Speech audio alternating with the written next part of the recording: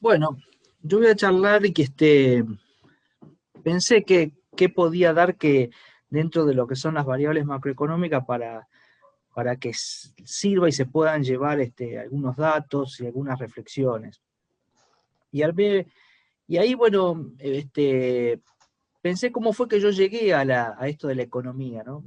En la cátedra cuento muy brevemente un poco mi historia, pero la realidad es que yo me formé profesionalmente, trabajé 25 años en la industria siderúrgica en Techín, y ahí fue donde empecé a hacerme la formación en la parte técnica, en la primera etapa de mi carrera, y después empecé a tomar contacto más en la parte gestional o de gestión o comercial, y ahí fue donde empecé a interactuar con las variables económicas o macroeconómicas.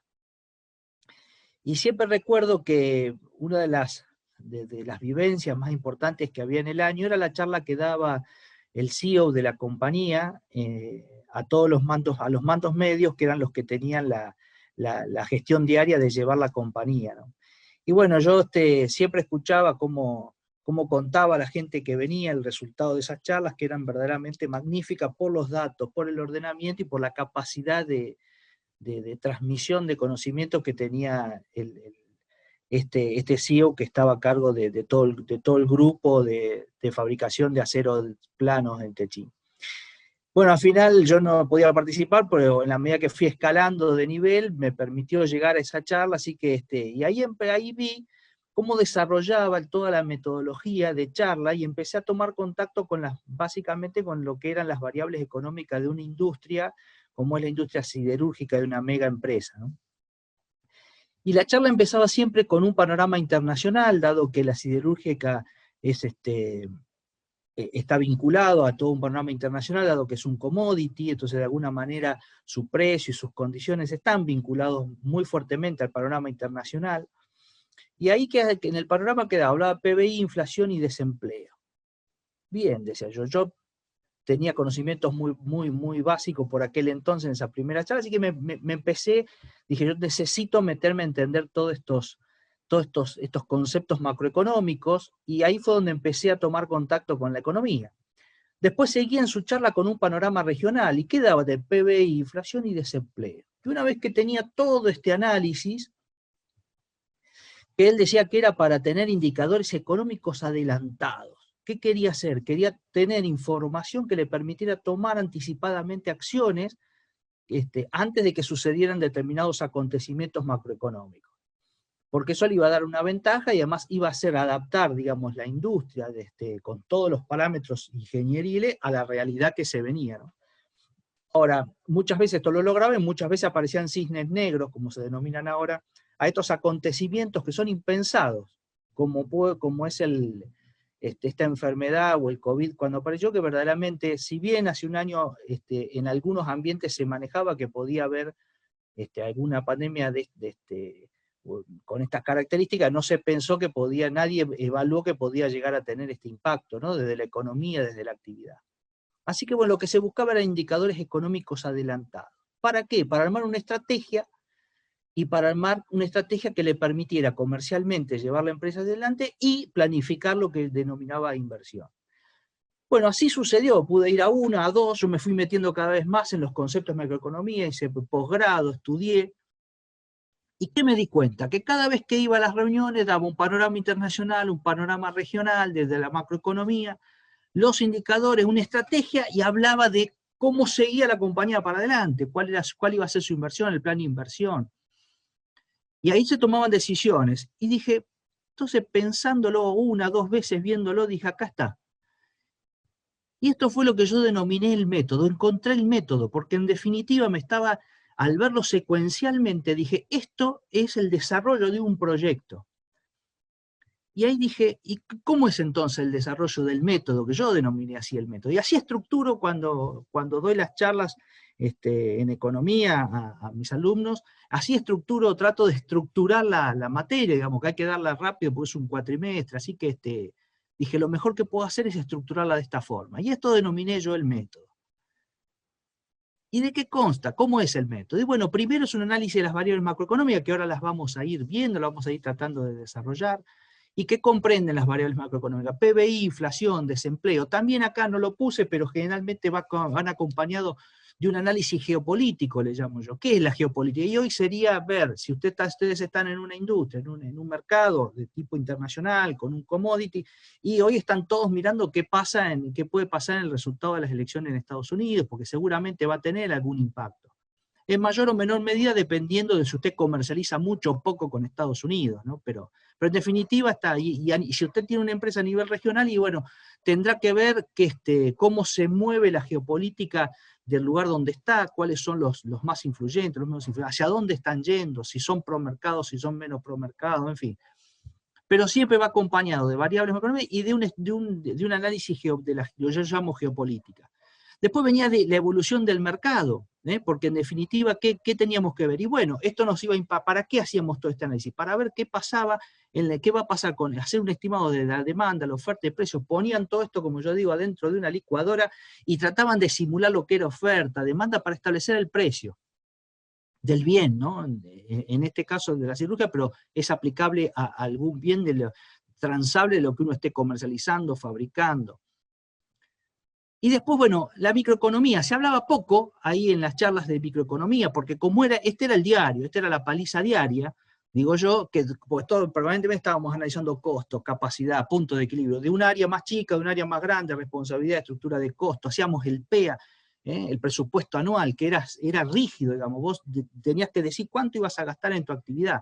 Entonces esto lo teníamos muy embuido. Entonces rápidamente hablaba mi economía, esto sí, si en función de la evolución del mercado lo que se había detectado había que tocar algún área o ajustar algún área, así se hacía, ¿no?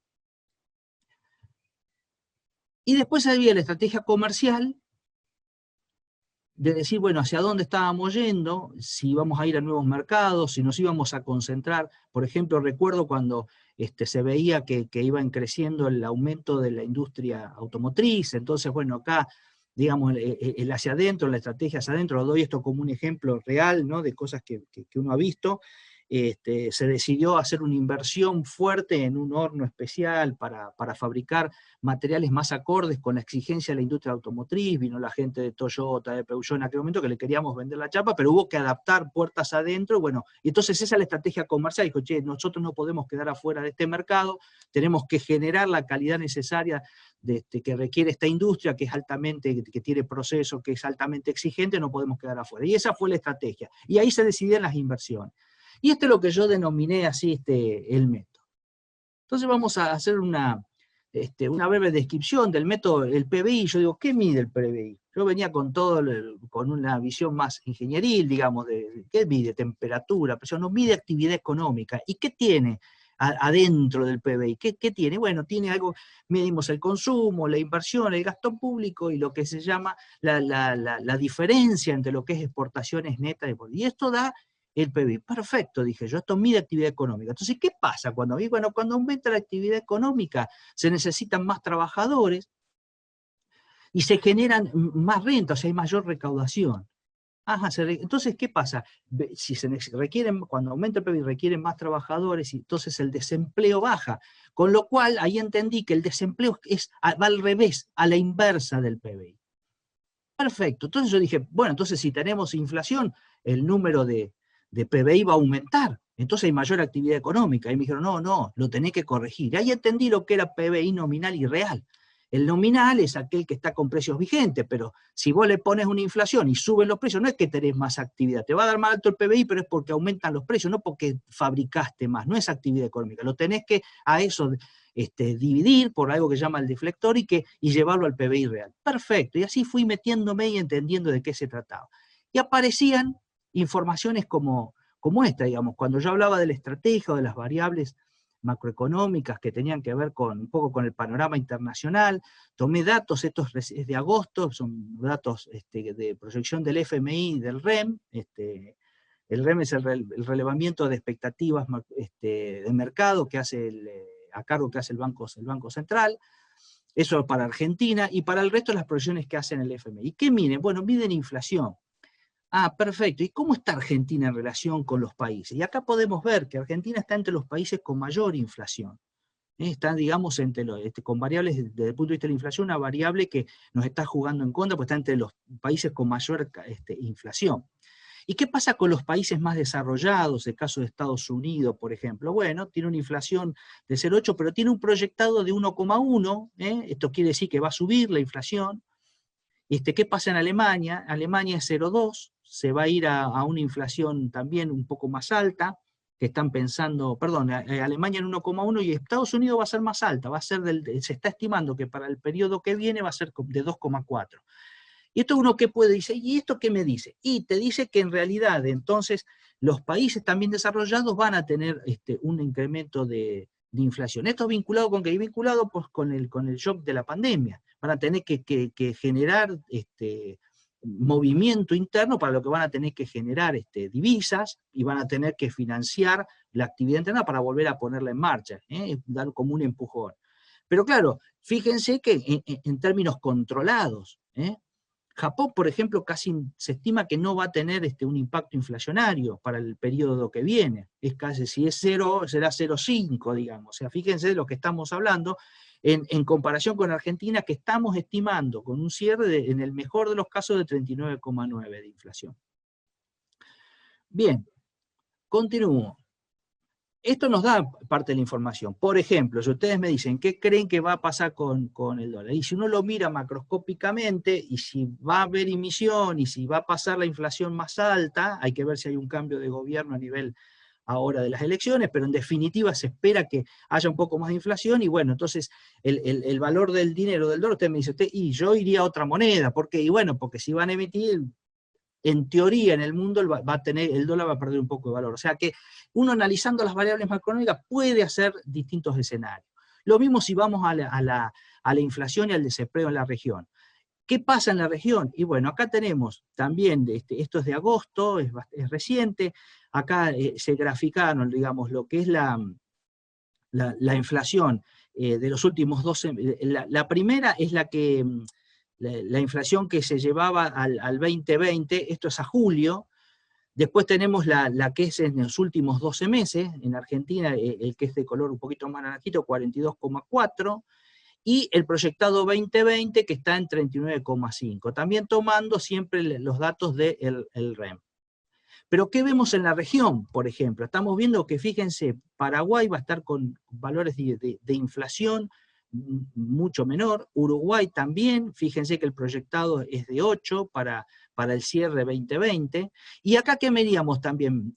Veíamos desempleo, fíjense Brasil, que está con una inflación muy controlada, está proyectado ahora el 2020 de 3%, aunque el desempleo, si lo miramos con desempleo, fíjense que es bastante alto Brasil. ¿Por qué? Porque está en 13,3, casi lo mismo que está esperando de Argentina, 3,5, esperándose de desempleo. Bueno, Venezuela, los datos son estimativos porque cuesta mucho conseguir datos, entonces son más bien estimados. Pero esto es lo que está pasando en la región. Entonces, bueno, ¿por qué estos datos son importantes? Porque cuando uno va a decidir una inversión, sobre todo en las mega empresas, dice, ¿dónde hago una inversión? ¿Dónde está más controlado? ¿Dónde puedo predecir más lo que va a pasar? Y bueno, entonces, por ejemplo, México, 2,4 de inflación proyectada a fin de año y 4,2 de desempleo. Bueno, esta decisión, y además más un contexto que tuvo México hace 10, un poquito más, sí, 10 años, 8 años atrás, que fomentó mucho la inversión. Bueno, acá China hizo una inversión enorme en México en conjunto con los japoneses para la industria automotriz. Entonces por ahí podía haberla hecho en Brasil, pero bueno, hay mejores condiciones ahí. Esto lo cuento cuando hablamos de mega inversiones. Pero estos análisis también valen para nivel local, digamos. Si esto uno lo extrapola, decir un negocio regional, bueno, por ejemplo, para contar otro ejemplo, la industria hoy del software. Si usted me dice, usted está en la industria del software, ¿qué hace? Yo hago software para determinado mercado. Bueno, perfecto. Y hoy te conviene buscar negocios en estos países que tienen una inflación relativamente controlada, ¿sí?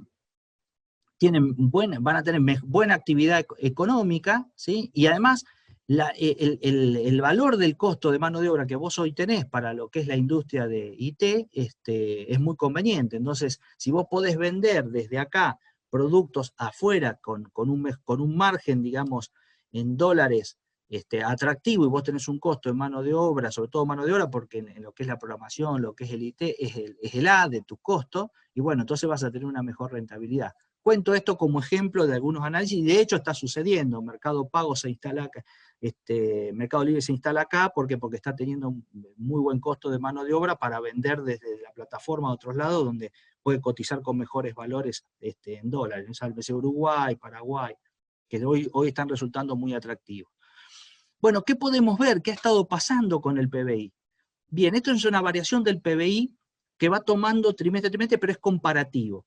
Pero ¿por qué es interesante este gráfico? Porque si nosotros comparamos las áreas y vemos las áreas, nos damos cuenta que Argentina, esto es Argentina, en el último año casi que las áreas se compensan. Es como que fue neutro.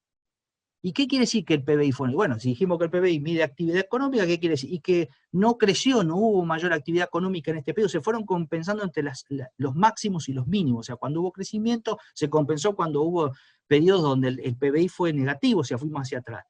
¿Y esto en dónde termina repercutiendo? Si durante este periodo creció la población, obviamente, y no creció el PBI, no aumentaste la actividad económica, esto se refleja en pobreza, que de hecho es el dato que dio Silvia, de 40%, casi 41% de pobreza. ¿Esto por qué? Porque no generaste mayor riqueza. Bien, algo interesante que también aprendí por aquellas épocas es qué pasaba con la producción de acero. Tiene una particularidad, como es un commodity, pero tiene una determinada particularidad, que la producción de acero sigue, el consumo de acero per cápita sigue y se mueve similar al PBI. ¿Y esto qué le permitía a nosotros que estábamos en la industria siderúrgica, y hoy que tengo algunos amigos me anticipan cómo van los despachos? ¿Por qué? Y porque yo voy a ver si va a aumentar o caer la actividad económica. Esto que ven acá, estos puntos que ven acá, son los despachos de acero en cada uno de estos periodos, en cada año. Estos son 2.300.000 toneladas, 2.700.000, bueno, y este es como ha ido fluctuando, y acá está la caída a partir ahora de la pandemia. Bien, si yo solapo los dos gráficos que vi de PBI, vamos a ver que cuando justamente cuando sube la producción de acero, sube el PBI, cuando baja, baja. ¿Y esto para qué permite? Bueno, yo porque vengo de esta industria, vengo, como digo ahí, formado ahí, esto permitía anticiparse, porque uno se daba cuenta mucho antes si empezaba a pedir o no el mercado, entonces anticipaba qué podía pasar. Y esto nos sirvió para anticiparnos a la gran crisis del 2001, ¿no? 2001-2002. Otro dato interesante que siguen, así como variables macroeconómicas, es el PBI per cápita. Esto es lo que se está viendo. Fíjense que puse acá un poquito la región: Uruguay, México, Brasil, Chile y Argentina. Hay tres países claramente, porque algo que hay que entender, que la economía no mide datos, no ve fotos. En realidad, para las decisiones estratégicas de inversión, uno no ve fotos, tiene que ver la película, como digo yo. ¿Y qué es ver la película? Es la tendencia, es ver la tendencia, qué está pasando, hacia dónde va, hacia dónde se mueve. Y acá vemos que hay tres países claramente, más allá que todos le agarró la patria, como Uruguay, México y Chile, que su PBI por cápita va en aumento. Para tener esto, está medido en dólares, son 12.000, acá estamos en 16.000. Pero ¿qué pasa con estos dos países? Brasil y Argentina, la tendencia que está en caída. ¿Qué quiere decir eso? Que el PBI, lo que estamos nosotros generando por empleado, está cayendo. Y justamente es un poco lo que vimos: si aumenta la pobreza, el PBI no aumentó, esto evidentemente está, el PBI per cápita tiene que dar. Y esta es la tendencia. Esto lo miran también porque usted donde quiere hacer negocio, en un país que tiene un PBI por cápita alto o bajo. Y no, donde esté creciendo, no donde esté bajo. Porque, bueno, puede haber mayor poder adquisitivo y puede vender más. Bien, estos son algunos proyectados que se hicieron. Esto es de julio, traté de basar todo julio, agosto, para tener datos más o menos recientes, y estas son las proyecciones de variación de PBI que se están esperando. Fíjense que Argentina está en menos 10,5, esto es un poco el COVID, ¿no? Cuánto va a ser en realidad, ¿qué quieren saber? ¿Cuánto va a ser la caída, no? Hoy creo que es un poco más alta la proyección de caída del PBI. Bien, ¿todo esto para qué? Esto puse acá una gráfica que para los que cursan conmigo les va a ser conocida, porque lo que quieren es ver qué pasa con la oferta y qué pasa con mi demanda para establecer que el precio de mi producto. O sea, todo esto para decir, bueno, señores, ¿qué esperamos? Esto lo ponen todos en una coctelera para ver dónde va a estar la demanda, cuánto va a ser la demanda y cuánto yo tengo en cuánto tengo que producir, a dónde tengo que parar mi planta desde el punto de vista del ritmo productivo para llegar al valor del punto de equilibrio. Obviamente, esto también hay que decirlo, si uno está en un mercado que es donde es monopolio, en definitiva, esto se hace bastante más fácil, es bastante más piola, digamos, si uno está en el mercado monopolio. Cuando tiene competencia, esto hay que hacerlo bastante más finito. Bien, ¿qué quise ver? Acá un poquito la foto de dónde estamos, digamos, qué estuvo pasando. Estamos parados en agosto 19, esto que ven acá, fíjense que es la inflación que estamos teniendo, y aparentemente lo que están viendo los analistas es que en septiembre puede haber sido un piso y que empieza a ver, por eso digo, hablamos de tendencia, y que empieza a haber este crecimiento. ¿Cuál es la dificultad que tienen estos datos? Esto es informe reciente de Carlos Merconier. ¿Qué estamos viendo? Que hay que tener cuidado cuando uno mira, porque en realidad estos valores que estamos viendo acá, tienen, como yo digo, una trampita. Yo cuando les explico el tema de la inflación y cómo se calcula el índice de precio, que acá lo aclara, hay que tener cuidado porque el 55% de esa bolsa que miden para calcular el índice de precio, para después ver dónde estamos parados con la inflación, solo el 55% del 100 son libres. O sea, el libre mercado. Y el 45% y son precios controlados. Entonces, claro, vos me decís, estamos con esta inflación, 36,9, pero con esta composición. ¿Qué te va a decir un economista puro? Pero me hace trampa, te va a decir, ¿eh? Uno de la escuela de Chicago, decir, me hace trampa, ¿qué digo que eso? Si me tenés apretado precios que no son de mercado. Bueno, entonces, ¿qué es lo que hacen algunos economistas? Te dan la referencia, digamos, de los datos que se están publicando, con esta salvedad, y con este rojito que está acá donde te dicen, guarda, mirá que en el 2019 el libre es 56, y en el 2020, septiembre, estamos parados que el dato nuestro libre, medido libre, es bastante más alto que eso. La inflación interanual podía haber tocado un piso en septiembre y como que empieza a crecer. Eso es lo que están viendo. ¿Está? Recién, ¿por qué? Porque ven el corte ahí de la curva, ¿no? Bien, ¿cuál es el dato que más preocupa? Más allá de que ya un panorama tenemos con la charla, sobre todo que dio recién Silvia, en relación del impacto de la pandemia, pero ¿cuál es el dato que preocupa? Como yo digo, la tendencia, la mega tendencia. Si nosotros tomamos los últimos 20 años, ¿qué pasó en el mundo con lo que llamamos el ID? Que es la inversión externa, directa. ¿Qué es lo que pasó en el mundo? Y bueno, fue un mundo de explosión. Hubo un flujo de capitales en los últimos 20 años que fue captado por los países para distintas inversiones. Pero ¿qué pasó en Argentina? Mientras hubo este boom, en el año 2000, para que tengan una idea, el 0,91% de ese monto de dinero que el mundo dispuso para hacer negocios en otros países, Argentina de esa plata era el 0,91%. En el 2010 el 0,43%. Y en el 2019 representa solo el 0,19% de total mundial. Entre el 2010, en los últimos 10 años, cuando casi todos los países tuvieron inversiones y esto dio muy positivo, imagínense que en los últimos 20 años se estima que hubo 36 billones de dólares. Billones de dólares de inversión externa en otros países. Argentina en 2000, bueno, y esto sí preocupa, digamos, de todo lo que hemos dicho, digamos que para la economía, para los inversores, los agentes de inversiones fuertes, esto es un dato que preocupa. ¿Por qué? Y bueno, porque, ahora vamos a ver por qué, pero para que tengan una idea, entre el 2010 y 2019, son los últimos 10 años, Argentina perdió de stock de inversión externa 16.000 millones de dólares. Para que tengan una idea cuánto es 16.000 millones de dólares, imagínense que hoy en depósitos en banco en Argentina, depósitos de gente, de privados en banco, se calcula en el orden de 15.000 millones. Así que, fíjense, o sea, toda la plata que está depositada en bancos, ¿no? alguna es privada y otra es de encajes, encajes bancarios. Bien. ¿Y qué quiero contarles? ¿Qué se está viendo, digamos? ¿No? ¿Qué ven los CEO, qué ven los responsables de empresas? Y esto lo tomé del último IDEA, del último encuentro de IDEA. Se evaluó mediante distintas, mediante una encuesta de la fuente de D'Alessio Irol, que es la que hizo la encuesta a aproximadamente 250 CEOs que durante el desarrollo de la jornada de IDEA, cuál era su visión.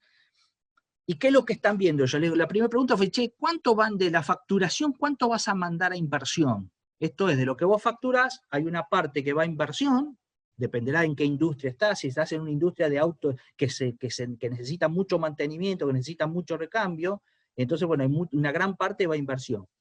Y dice, mira, entonces del 15 que teníamos previsto, estamos pensando que el 10% para el 2001 de lo que yo facturo va a ir a inversión. Con lo cual ahí se nota que van a mandar menos a inversión, cosa que también no es un dato. También le preguntaron las medidas apropiadas para incentivar la inversión. Entonces, si uno toma todo este análisis macroeconómico dentro de lo que yo llamé el método, también debo decir que, bueno, las variables macroeconómicas de Argentina parecería que vienen muy desfavorables. Y de hecho es así cuando uno ve variables macroeconómicas como inflación, desempleo, inversión externa, ve que está en una condición peor que hasta en muchos de los países de la región. Esto tiene que ver porque Argentina lo agarró la pandemia ya con un descalabro, como digo yo, macroeconómico difícil. Ahora, ¿qué surge de lo que están viendo los grandes responsables de la economía, o las grandes empresas, los CEO, los responsables de estas grandes compañías a nivel del país, que forman o que se juntan en el coloquio de IDEA? Está viendo lo que yo denomino una gran oportunidad. ¿Cuál es la gran oportunidad? Entonces le preguntaron, dice, las medidas apropiadas para incentivar la inversión. Dice, ¿qué harían ustedes? Y acá surge algo que es muy interesante, porque fíjense que si yo me paro en estos 4 primeros, que vamos de mayor a menor, una reforma impositiva, reforma laboral, pero fíjense que ahí nomás viene el buen funcionamiento de las instituciones. Después, ahí nomás, estos que estoy marcado acá en azul, viene garantía del resguardo de la propiedad privada, mejorar la educación, políticas de tipo de cambio. ¿Qué es lo interesante de esto? Que es algo que por ahí no se esperaba, que la visión que tiene, que hay elementos muy importantes dentro del promedio de toda la entrevista que se hizo, de la consulta que se hizo, que la competitividad está vinculado a aspectos institucionales, no a aspectos económicos. Y yo digo, es una gran oportunidad, porque si te dijera, mira, va a depender de que venga alguien y le traiga millones y millones de dólares, bueno, digo, va a estar complicado. O que el Fondo Monetario te destine un programa nuevamente, bueno, ahí por ahí es más complicado, pero fíjense que no, que el empresariado, los responsables del capital del país están viendo que pasan por cuestiones institucionales. Entonces yo digo, es una gran oportunidad, porque eso depende de nosotros. Otra pregunta que me pareció interesante, esto es reciente, del coloquio de IDEA ahora en octubre, ¿cuáles serían las medidas más apropiadas para incentivar la inversión? Y acá aparece la estabilidad institucional, otra vez, algo que tiene que ver con lo institucional, no con lo técnico, no con la inversión. Revisión del marco impositivo, esto sí ya es un poco más tecnológico. Revisión del marco laboral, también ahí es incentivos fiscales, financiamiento a largo plazo, desarrollo del comercio exterior, esto ya son cosas un poquito más técnicas. Pero también, yo digo también es una gran oportunidad. ¿Por qué? Porque en definitiva están dependiendo de cosas que tenemos a mano, que podemos ir haciendo. Y nuevamente vinculado con lo institucional, con una reforma de todo el sistema impositivo, y tenemos creo que son 160 impuestos entre nacionales y provinciales, ya es casi inmanejable. Una revisión del marco laboral, que bueno, el marco laboral también está muy desactualizado, tenemos una norma laboral muy antigua, de hecho es tan antigua que la gente optó por tener el monotributo. Entonces, mientras estamos con una legislación muy rígida, la gente dice, yo flaco tengo que trabajar. Entonces, ¿qué hace? Saca monotributo y tenemos 1,5 millones de tipos laburando con monotributo. Entonces, algo va a haber que hacer. Pero yo digo, ¿por qué las grandes oportunidades? Porque en definitiva estamos viendo que para cambiar esta sinergia y poder salir, no digo favorecidos, pero sí con un rebote un poco más alentador de la pandemia y mejorar estos resultados o estos datos que estuvimos dando, que dio Silvia en relación con la pandemia, y poder subirnos al tren que se viene en función también de lo que dijo Luis, de las nuevas tecnologías, evidentemente podemos hacer cosas que dependen de nosotros, y además hasta de cosas institucionales. Ese será el gran desafío, pero en definitiva creo que es una muy buena oportunidad. Bien, bueno, hasta acá. Muchas gracias y espero que